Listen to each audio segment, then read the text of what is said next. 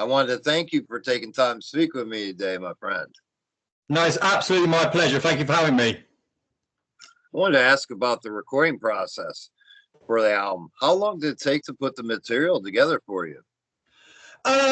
So the thing is, so we generally record individually. So it's a case of, you know, so I go to the vocal studio, I record my vocals, then Dave does his guitar parts at home, as does the rest of the band, and then we all just bring it together. So it can take it generally depends. So for example, my parts, because the vocals are quite like intensive, so I try to get it all done in like one fell swoop. So for my parts, it probably took me about a month.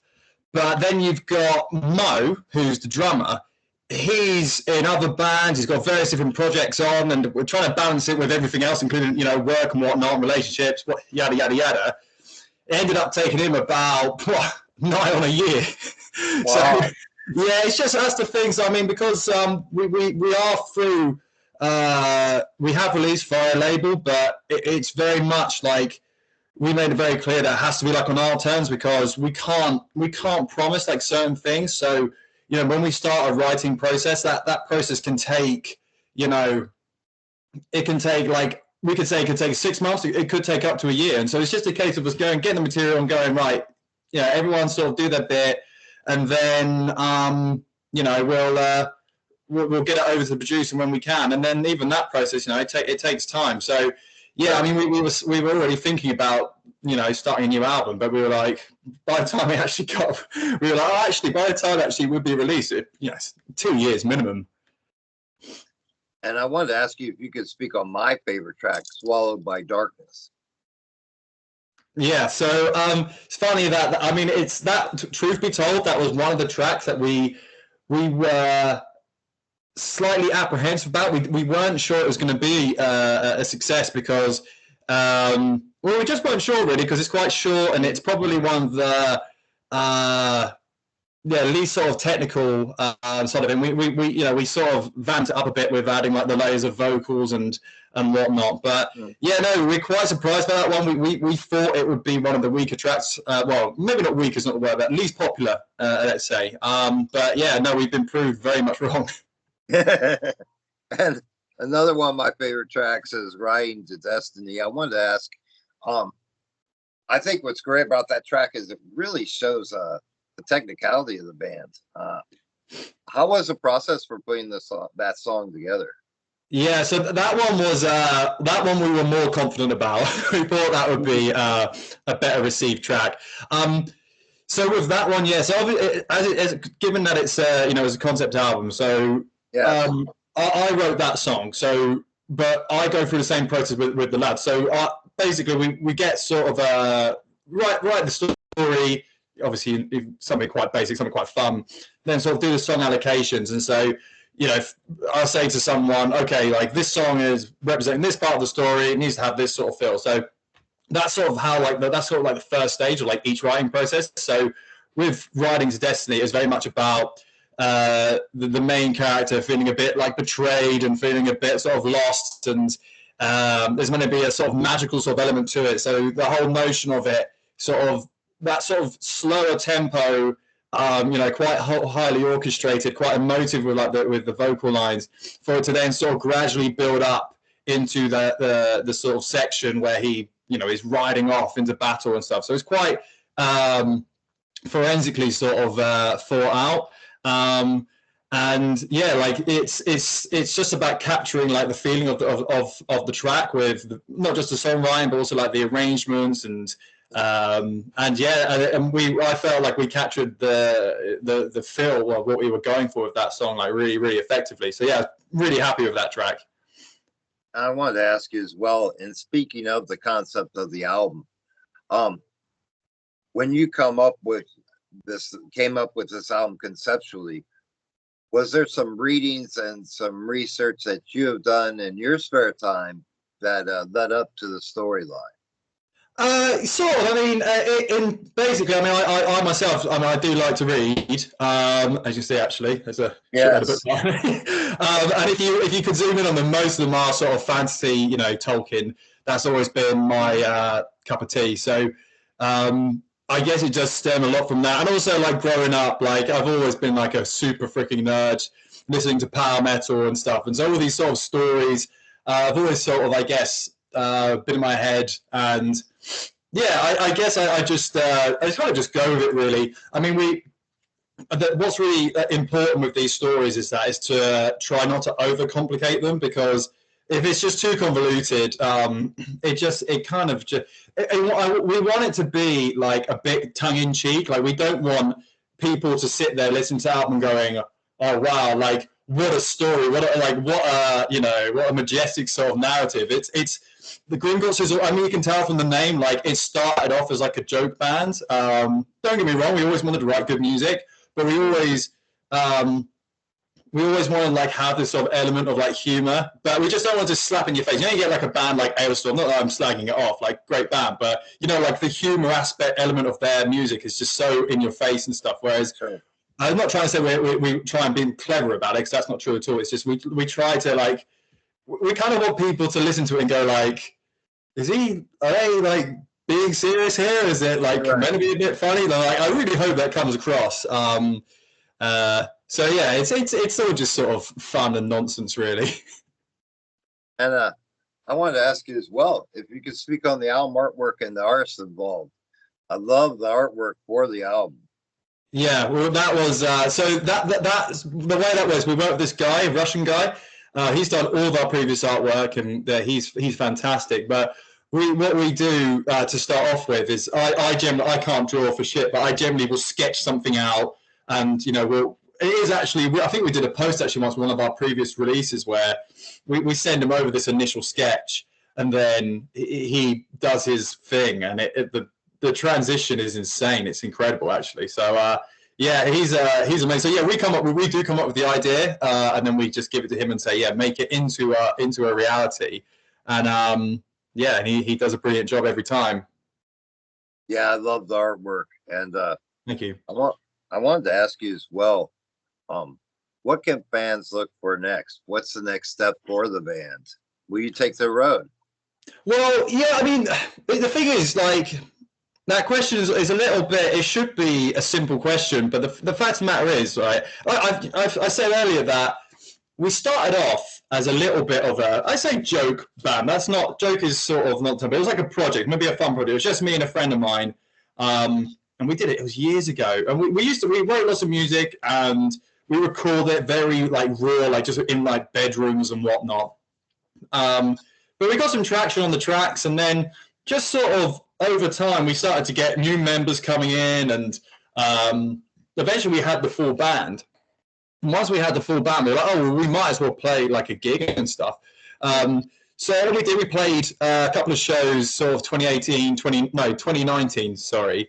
And yeah, it was really good. But obviously then COVID hit, and that sort of been a bit of that hit a lot of bands' momentums. But we've never really, and I don't think we ever will be, a band that will go off and tour. Not because we don't want to. It's just that I guess we've just gotten to a little bit of a point in our lives where it just kind of isn't, like, feasible. So what we generally do is we sort of say, right, we'll get some shows. We get shows offered to us, and it's not in this. I hope this doesn't come across as bad, but, like, we're then just quite selective as to which ones we do. So if, for example, we played one gig last year, and it was a great gig. It was like a festival with, like, really good bands on, and it was quite far. I know. This is in between, from, like, in England, like, distances seem a bit shorter from where you are, but it's basically, I'm right at the bottom of the country, and this gig was right at the top. And so basically getting everyone there is an absolute ball ache. So we're selective about it, and basically that's going to probably be the case, like, this coming year. So we actually haven't played any shows this year. But next year we certainly intend to, but it will probably end up being, 4, 5. That's the thing. it sounds such a low number, but we probably would look to try and like to do one like every sort of like 2 or 3 months. But actually, over the course of the year, that doesn't equate to many shows. So yeah, like it's just sort of like the culture of the band. Like we've never been like a touring band, but we certainly love playing shows, and it's just yeah, we just don't tend to do them perhaps as often as it's geography as well. Like I say, I'm in a town which is probably your closest reference point would be Portsmouth. Don't know if you've heard of Portsmouth or Brighton, the cities in England. Right, sure. And then the drummer and the keys player are in London. The bass player is in Kent, which is about 2 hours out of London. And then the guitarist Dave is in Hertfordshire, so everyone can get into London, but it's not like we can just like jam for a morning and stuff. Like if we're going to rehearse, like it has to be like really meticulously planned. But that wasn't the case when we first started. We were all based in London to start off with, so it was a bit easier. But that's just like to say, that's kind of just the way the band's gone. That's not to say we would never do a tour. It would just be something very small, something very local, but we'd love to play some gigs abroad and stuff as well. It's just, we just got to take these opportunities when they come, really.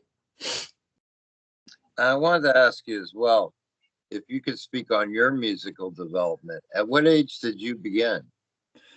So, I mean, I've always been able to kind of like sing. I did used to have some lessons when I was at school.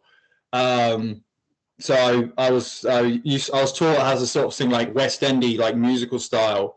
Was never bullied for it, believe it or not. You think you would be, in that sort of music. But I think, to be honest with you, like fundamentally, like I was quite lazy, sort of growing up, when it came to sort of like singing and stuff. I was really interested in developing from a songwriting perspective. I've always loved writing music, and I sort of started writing music probably from the around age of about like 15. But I kind of realized that I had a bit of a knack for writing like quite catchy sort of melodies and stuff, and I sort of started to focus like my songwriting on that, and that's kind of where Grimgotts came from, really. I wrote a song and I was like, this is actually like, I think this might be quite good. In hindsight, it was absolutely awful, but at the time I felt like it was really good. But then the thing is, we started, like when we started recording, we would always like I mentioned earlier, like we would record like in our apartments and stuff. I didn't record with a producer or anything like that, and so I didn't really have anyone to sort of help me guide me in terms of like my singing. And when I listen back onto like some earlier albums now, like I can hear like how like the lack of discipline in my voice. But because I could sing, like I think I just sort of like kind of just sort of got away with it's not the word. I just sort of went with it, I guess. But then we wrote some songs that we thought were really strong, and we thought, let's like record them kind of like a bit more professionally. And that's when I started going into a studio with a producer, and he could guide me. And so the singing on the latest album and the album before that are all sort of me with a producer. And yeah, I mean, he sort of helped me sort of find like my potential.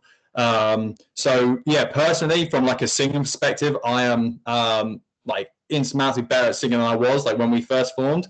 Having said that, I haven't picked up a microphone this whole year, so Wow. Yeah, I mean, this is the problem. I mean, this is where Grimgotts actually, as a band, like we do let ourselves, I don't want to say let ourselves down, because that's not true. It's like I said, it's just kind of the nature of the band. Like, so I moved houses this year, and that's sort of been pretty consuming. And then Dave, the guitarist, he had a baby, so that's been pretty consuming. Like I say, Mo, the drummer, is in several bands, and so we kind of, we also were obviously releasing the album, so we've worked a lot on the band. But in terms of like meeting up, apart from just like socially, we haven't done any music, but we've already sort of put together like a set list that we're going to start rehearsing as soon as it hits next year, really. So I'll probably have to start picking up a microphone again within probably the next couple of weeks, really. But yeah, the first couple of sessions I'm going to have, I'm pretty confident that my voice will last for all of like 5 minutes before I can't sing anymore. But And yeah. I wanted to ask you as well, about the best advice that has been given to you along your path. Would you say that was advice that was given to you in the studio by your producer? It's more, yeah, I think it's a lot of it comes down to like confidence. So, I mean, I personally, for example, don't, I'm not like 100% confident with like my pitching. So, for example, like I can absolutely hear when something is obviously out of tune and whatnot. I can hear, we listen to our music, we have to listen back and go. But there are some like, there's some subtleties where, it's quite hard to sort of know if you're hitting the right notes. There's also like, the sort of level where you don't necessarily want to be like perfectly in key because it sounds a bit like robotic and stuff. So like, you want to be sort of moving into a note and stuff. And it's all stuff that's like well within my capacity to do. But when I've got someone there who is giving me the confidence going, yeah, mate, what a take, all that sort of stuff. I'm like, oh, brilliant. No, I know. And then so as soon as I'm very much a confidence person, like if I'm playing sport and I'm playing badly and I know I'm playing badly, I just collapse and I just play completely. But if I'm playing well and I know I'm playing well, then I just get better and better. So it just works with my personality sort of thing.